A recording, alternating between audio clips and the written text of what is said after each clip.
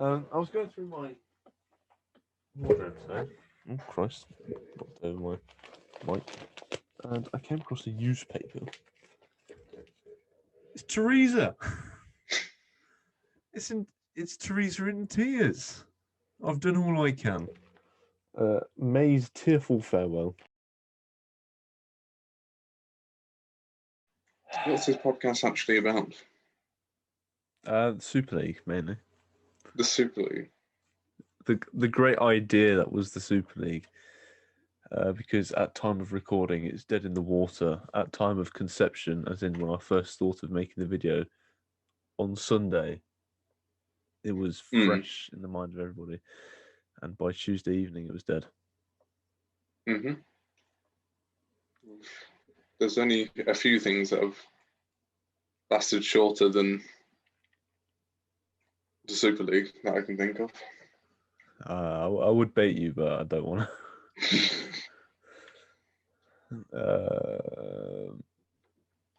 So what? Oh Christ! What do you think of the Super League, Ben? I thought it was a great idea, personally. Easy victory. That was, I think it was a great idea. Anything to get Varane, Mendy, Van Dijk out of FIFA, I was for. If it meant ruining football, that's only a small hindrance of what it could have provided for us. Yeah, I mean, yeah, the main issue for me was removing all the OP players from FIFA. Not the crushing of the football pyramid. Well, apparently it's still meant to be a thing. Apparently it's not actually fully dead and buried. There's still clubs in it, and they're still planning on doing something with it. Yeah, Barcelona apparently stood in it. Real Madrid obviously as well. Which is a bit strange. Yeah, I would have thought Barcelona, out of all the teams, would have been the one with the most common sense. But apparently they don't want to keep hold of Messi, so they're just gonna force him out of the club. So it's all right. His contract ends in 2 months from now, roughly, and he still hasn't signed a new one. I don't think they have the money to sign him. No one does, but PSG or Man City will end up signing him. I think it's going to be PSG, if I'm perfectly honest. That would be so sick, though. Yeah, Neymar, Mbappe, Messi. Front three. So, how do you feel that Everton weren't invited to the Super League? We wouldn't have joined it anyway. There's no point. They already knew that we're a club of people, so they thought that there's no point. They're not going to join, are they? No, but Everton have won the same amount of European titles as Tottenham and Man City. So why didn't they get invited? Again, so have Brentford actually. So why haven't Brentford been invited? I don't know how there's a Super League claiming to be the best league in the world with amazing games on every single week with Eric Dyer in it. I don't quite understand how that's allowed. Yeah, Eric Dyer is the bottom of the barrel of English football. If he's watching this, which I highly doubt this, you're shit. Just think about it. It would have been a new subscription service to watch that because it wouldn't have been Sky, would it? No. It wouldn't have been BT. I think they were talking to some Chinese company, I think, about that the whole thing. Fully make any sense because the whole premise of it was 16 to 21-year-olds don't watch football anymore, or they're not interested in sports. So how are they going to afford people of that age a new streaming service on top of Sky Sports, on top of BT? I just thought of that now. I don't quite understand. Florentino Perez, okay, he is the messiah of football because there's nothing like saving football when it comes to closing it off to millions of people. Claiming, okay, that they're going to pay 10 billion euros in solidarity payments to the rest of Europe, which, if you were to do it by the amount of FAs there are in UEFA, it's less than 200 million euros per FA, Mm, which is less than what the FA here currently give the Premier League. yeah, it doesn't work. No, it's just completely stupid. Oh, I will save football. All right, go on then, save it. But then, like, they're joining it for money because they're running out of money. So stop paying your players 300k a week. Exactly. If they all go to China because of it, so be it. Yeah, Like, we're not watching it anyway, so why would we care? Exactly. Fucking Messi thinks he can get away with millions of pounds every month. I invited you, by the way. Yeah, I know. I'm joining. Oh, Christ. It's taking its time though. The other thing is, why would anyone ever watch that? Why would anyone watch the Super League? I don't think I would. I mean, the whole point of the Champions League is that when you get two titans up against each other, it makes it more special because it's not a PSG, regular Bayern occurrence. Munich. Yeah, because it's not a regular occurrence, albeit No. they've played each other now 3 times in the past year. You know, it is by chance. It's not, oh, they're in the same league together. It's, oh, they've both got to this point in the competition. They're both playing each other now by merit. And the reason why it's such a good game and it's so high intense over the two legs is because they have to win. Yeah. Like, they're going all out for 2 games straight. Exactly. If you look at the Premier League, as soon as you get two, like, okay, top 6 playing each other, especially with United, how many 0-0 games do you see? Quite a lot, because teams are too scared to push forward and to lose things in the league. Other than Man City. Other than Man City, but that's just ridiculous. I feel like you'd get a lot more 0-0 games in a league format than what you would a Champions League. Oh, yeah. Because there isn't that thing of you have to score. You don't. The way the Champions League group stages are drawn, you very rarely get two major teams, major teams playing against each other. You normally get 1 per group, if you're lucky, 2. Sometimes 3. Well, not 3, but sometimes you get 3 decent teams in the group stage, and that makes it interesting. Yeah, I mean, I like the group stages the way they are at the moment because you'll get a group of death every year. Yeah. The Manchester PSG RBs that. It's like, yeah, exactly. But they're changing the format in 2024, so it is like a league kind of thing. A lot more teams. 4 more teams. Yeah. But you know, some people will say, "Oh, it's not that different to the Super League structure," but even for this format of the Champions League, you do need to qualify. Yeah. People are saying that it's always a bit more unfair, but there's 2 wild card positions in this group stage, where it's done on your UEFA coefficient. And if you don't know what that is where you have like a ranking for your club in UEFA. So if you have to qualify for another European competition. So by that time, there'll be the Europa League and the European Conference League, as well as the Champions League as well. And if you qualify for one of those 2, but not the Champions League, but your coefficient is high enough, you go into the Champions League. Yeah. So you still have to qualify for European competition. It's not just like, oh, Liverpool are, say, like ranked 2nd, but they're in the relegation zone in the Premier League. Oh, they can qualify because they're a big team. No, they still have to qualify for a European competition, just not. Which is fair. Yeah. Can you invite me again? The thing is, I do agree that like the group stages can be a bit boring. I don't tend to watch the group stage, but an upset can happen. Yeah,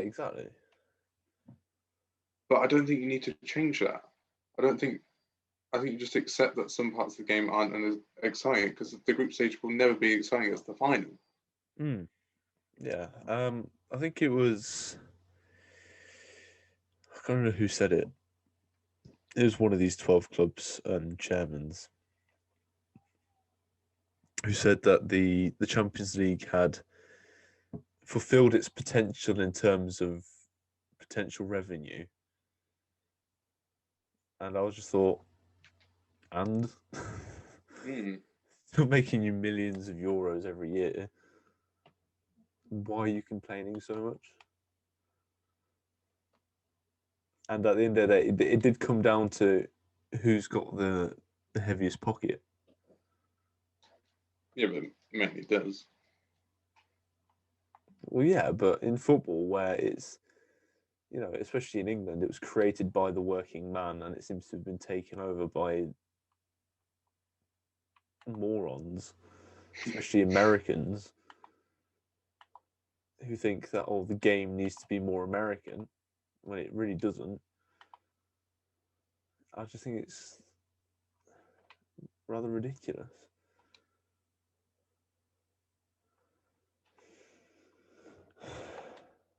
What a goal!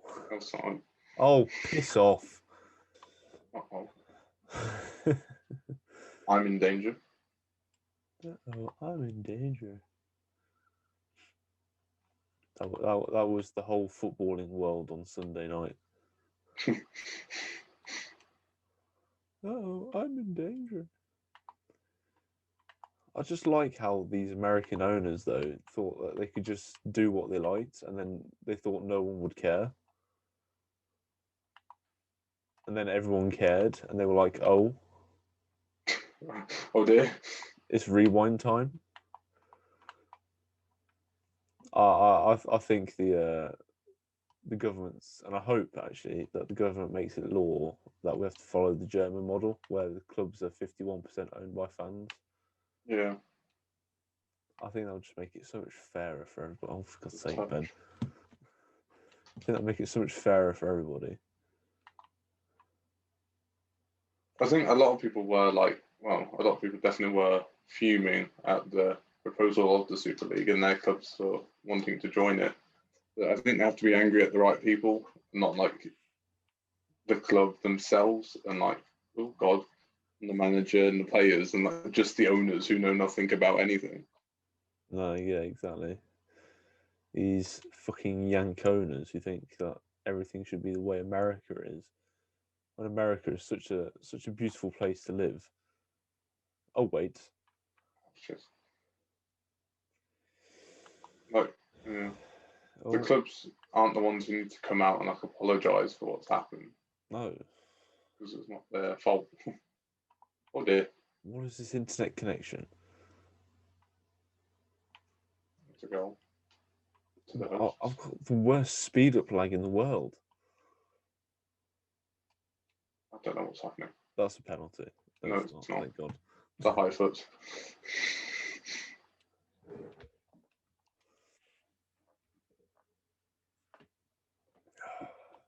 Christ. I just don't understand how Arsenal thought that they belonged in this Super 12. Tottenham as well. Well, it shows how much they really know about football. It says a lot, those two clubs getting invited. Well, yeah, it's like on the podcast a few weeks ago when we were talking about the top six. Are they even the top six anymore? And it's like, well, no. Tottenham haven't won a trophy in 13 years. No, they won the Audi Cup. Wow. But, you know, obviously they're in a final on Sunday against Man City. So good luck with that one, buddy. Oh my God. The lag is real. What is this? I don't know, but you've just thrown the ball straight to them. Yeah, I know, but the lag. Won't bother passing to them? No. I'm not even joking. I've got the two red squares on the top of the screen. Oh God. Latency is an issue, but this is horrible. It's done a thing. That was disgusting. Too fucking right. Ow. Deary me. We are in On trouble. compensation for that challenge. Ah. Ow. That has to be a second yellow.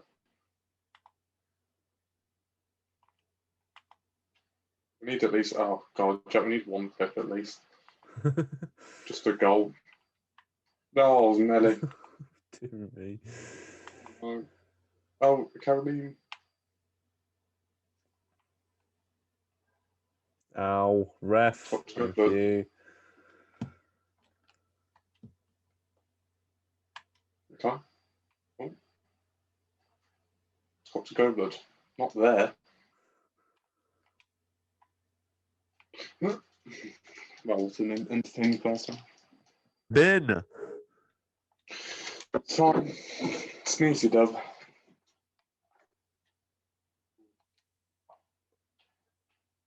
Sometimes it's just too easy. Wow. Never mind. I've been fouled. Oh no, he didn't. Sorry. Shut up, Nigel.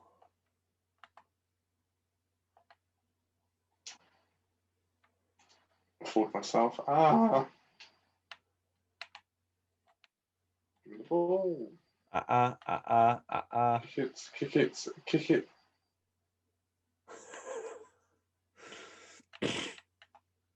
Uh-oh. 3 times 3, 69. Yeah, oh god. Oh. You just need to hold on. Oh, that's not what I wanted it.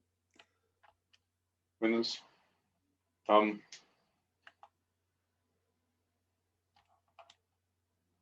Yeah, he's well onside.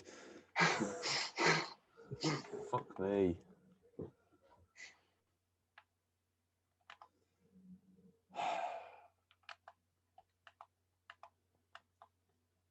When you first saw the headline for, oh Christ, when you first saw the headline for the Super League, did you think it was a joke? No. Because I've heard stuff about it before. Well, yeah.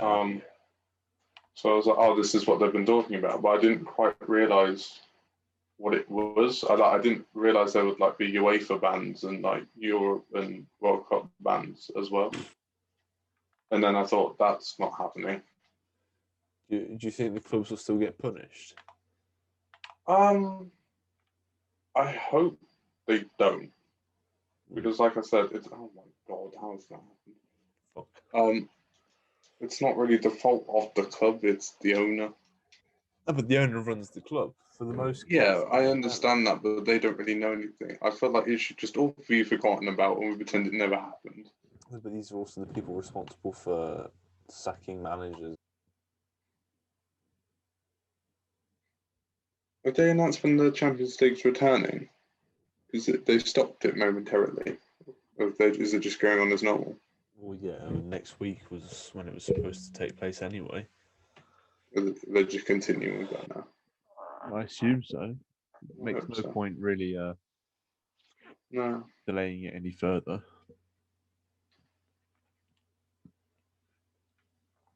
But yeah, I think it was a ridiculous proposition to begin with. It was a money grabbing proposition. I never want to see it again. Yeah, I mean, I just don't understand why they've done it, because they've just gone, I know, I see a massive opportunity to make some money here. Yeah, the people who pay our wages, i.e. the fans and the broadcasting companies, oh yeah, we're just not going to tell them at all. Yeah, the whole thing's a complete mess from start to finish, and I'm glad that it's over. Although it did provide a bit of excitement. Everyone came Yeah, together, which yeah. was quite nice to. I was sat quite like I don't know how to describe it, but I was sat in front of the TV watching Sky Sports News on Monday and Tuesday, just waiting for something to happen. Yeah, Like either the government to find somebody, or UEFA to ban someone, or just something to happen. So yeah, it was quite an excitable couple of days. And then I was sat with Ruben at the rugby club, just having a pint, and it was like, oh, Chelsea have pulled out, oh, Man City have pulled out. yeah, I can never really see it going ahead. No, Um, but even funny that. Florentino Perez says it's on standby, Yeah, whatever that means. so he's not with. Who is he with? Who is that man? Like what? He's the club president of Real Madrid, Right. Okay. and he has been for the last 11 years. Right. But he's not the owner. Interesting. In Spain, it's a weird kind of thing because, like, the fans vote for a president of the club. So, like in Barcelona, they've just voted a new president in. So, I don't really know how it works in Barcelona or in Spain, but I don't know who the owners are. I don't know where they're from. All I know is that they're a bunch of a-holes. Yeah. I mean, do you think it? I don't know. Is it going to make people more grateful to have the football they have now? Are I we going think to be it more will. joyous? It will make people question their support, especially if they support one of those 12 clubs. Hmm. So the people who support Man City, who maybe All are 10 of them. all 10 real ones, maybe they're not like concrete Man City fans. They might try and go, maybe this club's a bit too plastic for me. Weak. Yeah, weak. So they might go and support someone like, I don't know, Macclesfield Town, or Someone with a bit of passion and pride behind them, and yeah, rather than just a brand. yeah, And I think it'll be the same for Man United, Liverpool, Chelsea, Tottenham, Arsenal fans as well. because they are big clubs that have those kind of fans that are slightly interested, maybe just getting into the sport and looking for a team, so pick one of the bigger ones, and then Yeah, glory hunters. in a way, yeah, in a sense, Although if you support Tottenham or Arsenal, you're just a bit thick. yeah. Don't know what glory you're looking for. Maybe some FA Cup glory with Arsenal. That's about it. Oh, that's always on a slightly tangent from that particular point. I've always thought that it makes sense to put people into the Champions League who've actually won something. So if you win the Premier League, Champions League. If you win the FA Cup, you are a champion, therefore Champions League. League Cup, you are a champion, therefore Champions League. Yeah.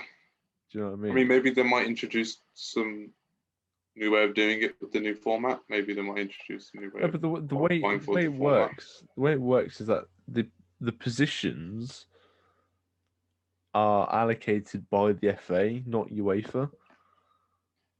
So The whole football world's a mess, isn't it? Realistically, when you think about it and take a step back. Oh yeah, definitely. It's a complete and utter shit show. But it makes me happy that I support a small championship club because we're never marred with that shit. It's just, will we get playoffs this year? Yes. Will we win the playoffs this year? No. You know, same. At least you have a bit of excitement. At least it's not, oh yes, we're finishing 10th again. It was like that a couple of years ago. But yeah, I don't see us winning the playoffs this year. People will say, "Oh, but Brentford, they deserve to be in the Premier League." Jose Mourinho said that we deserve to be in the Premier League. And look where he is. He's no longer there. Yeah, I feel sorry for him though. 6 days before League Cup finally gets sacked, he's like, "Well, I've done all the hard work." And they're like, "Yeah, cheers, mate. On your bike." Well, maybe they thought they needed that would boost the players or something. Yeah, but will it boost the players or will it just go, oh shit, we've got He's a good somebody. manager. They're just an awful team. Yeah, that's exactly what I mean. When you've got Eric Dyer in your team, Yeah. you're never gonna win a lot. See, Tottenham are known for not buying any players. No. They bought Bergwijn. What? Well, That's not. what's he No, done since he's there's. been there? Well, that's the thing. He wasn't a player that was going to solve any issue. No. Lucas Moura has arguably been their most impactful signing over the past 5 years. And Ndombele's picking up. Slowly but surely. He's been there how long already? I mean, he was about 50 million, so you'd doubt it'd be all right. Actually, on that note, I think that's something else that's going to change. Is the market. I think with this whole owner We're all broke. situation, yeah, I think the whole market is going to come down. I don't think we'll see another £220 million signing like Neymar again. No, It's interesting though, because like when Pogba got signed for Man United for like 90 odd million, 100 million, that that was the market. mental at the time. Yeah, that was absolutely mad. And now he's probably worth about 100. Well, I'd say he's worth about the same, but with the market how it is, it's just. Yeah, I can see prices in the market coming down. I think people like Neymar won't go for the same amount of money. Mbappe 85 as well. million for Harry Maguire. See, that was stupid. 85, that was so stupid. Think about what you could understand spend it in a 85 way. million on. You could spend it on a really nice house. You could spend it on the most expensive flat in London. You know, Things that Curry's buy a fridge and stick that in the pitch. Yeah, you could buy something that's actually useful rather than somebody. I understand why they did it, because it was like the leadership role. They needed that captain. They needed the. That's the fucking role of the manager. If the manager needs somebody to take on leadership, he's a shit manager. Yeah, but on the pitch, they needed like a Jordan Henderson, but for Man United, and Maguire was Jordan a good Henderson. candidate. Yeah, but he was never going to go for United. It's just, I understand why, but 85 million is stupid. Yeah, it was stupid. He was worth no more than 20, in my opinion. But I would say 45. I mean, these are at that form numbers. Where he was at Leicester, right? Leicester. Yeah. Yeah. I think he played every single game of the season, which is mental. With the amount of games going on. Yeah, but you have to remember that this was still like. So if I put a price on you, wouldn't you feel objectified? Wouldn't you feel objectified though? How much are we talking? You're like, the price. The price I might be a bit depends. Insulted, or I could be complimented. But tenner, take that. That's decent. So you'd sell yourself for a tenner? No comment. Ben's Instagram will be in the, the description. I'll also link his PayPal. No, but okay. The whole market of players is completely broken. In America, right? Transfer fees aren't really a thing. You just buy somebody out of their contract. Or trade. Yeah. But at the end of the day, you're still fairer. But you're still paying millions for somebody's contract. Yeah. You know, and in football, you're not paying millions for their contract. You're still paying a lot of money, obviously. Well, it is millions. Yeah, but in comparison to their transfer fee, like what is the transfer fee for? Where does the transfer fee go? You're not buying somebody out of their contract because their release clause most of the time isn't what you're paying. Yeah, that's a good question. I mean, it will go to the club. Or the owner. Probably the owner. Well, yeah. I mean, if you look at Brentford, we sell all of our players for 15 million plus. Where the fuck does it go? Yeah, but we're sitting in it. I'm not sitting in it. It's been built for over a year. Not once have I seen it yet. I think what you're trying to say is, how do you value a player? Like, how do you know how much to stick on a player? Because a player and their agent has they have their image rights. So somebody like Ronaldo, he has the rights to sell his image, his picture, his use in FIFA, for example, not the club that he plays for. So if somebody was to buy him from Juventus, they would be literally just buying his services. But is his services worth 80 million? 80 million that's pounds where is a lot of money. Yeah, but if you think about it, that's where the business side comes into it. Because you can sign Ronaldo, the amount of endorsement fees, the amount of like fans, the amount of attraction you get would probably cover that in like a season. But why is the market where it is? That's just how it works. Someone pays more for a player, as people copy. People ask more, but it how just did we starts get randomly. to that point? Well, it just keeps going up, don't it? Someone buys Pogba for 100 million, and someone's like, "Well, if Pogba's 100 million, then Neymar's 200 million." And then like the Napoli geezers follow Neymar's 200 million, Koulibaly's like 400 million. And it just keeps going up and up and up. Trevor Phillips was the first, not Trevor Phillips, that's GTA character. Trevor Francis was the first £1 million player, and he was moved from Birmingham City to Nottingham Forest. Who back then decided £1 million? Yes, which back then was a lot of money. That's the thing. People with more money can spend more money, and they can have the better teams. Why would you? Because you're not paying the player. If you're paying the player, I would understand that. But if you're paying another club not to release him from his contract, because they would have a release clause these days, but just bidding for him, like I just don't get my head around it. I understand that it's an essential part of the game, but I don't understand how the figures have got so high where it's blown the market out of proportion. You know, when Pogba moved to Juventus not Juventus, to Man United from Juventus for £89 million, I think it was. You know, that completely destroyed the market. Because back then, a couple of years before, Torres was worth £50 million. Yeah. And back then, yeah, I would understand Torres being worth £50 million. He was arguably one of the best strikers in Europe at that time. But now, if you bought his prime in today's market, it'd probably be 150 million. But I don't understand why. If inflation was taken into account, then it wouldn't be higher than 60 million. But no, football has its own market, which has its own ridiculous inflation. And I've lost connection to the EA servers. That's great. Again, I guess it's just how much money clubs think that player will bring to their club if they buy them. Okay. But I don't think Neymar's going to bring in 220 million. No. Unless he pays you his own wages.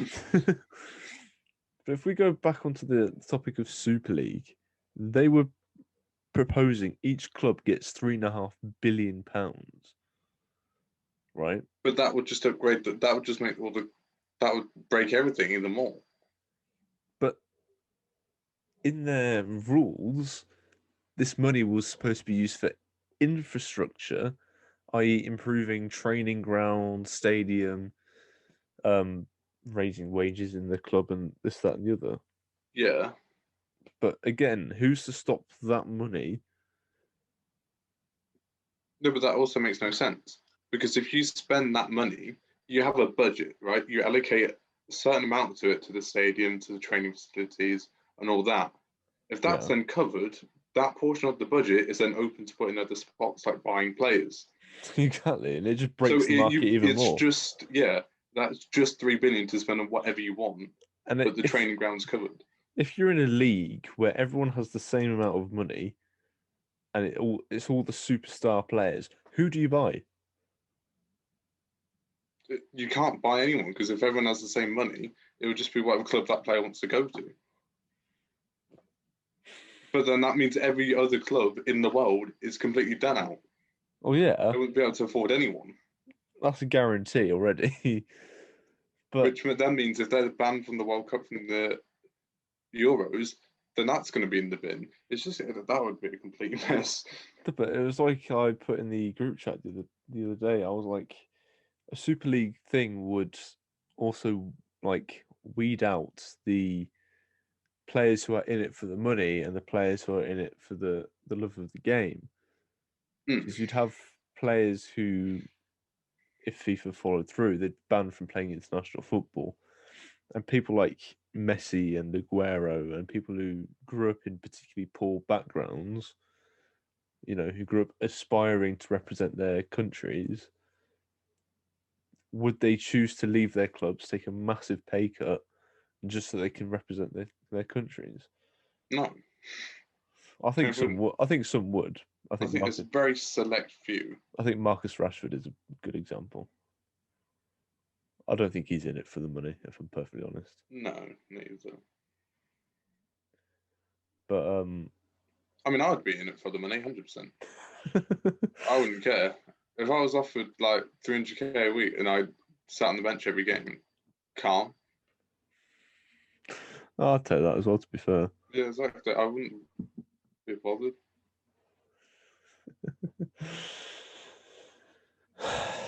No, it's a difficult topic. The Super League. It's a touchy subject.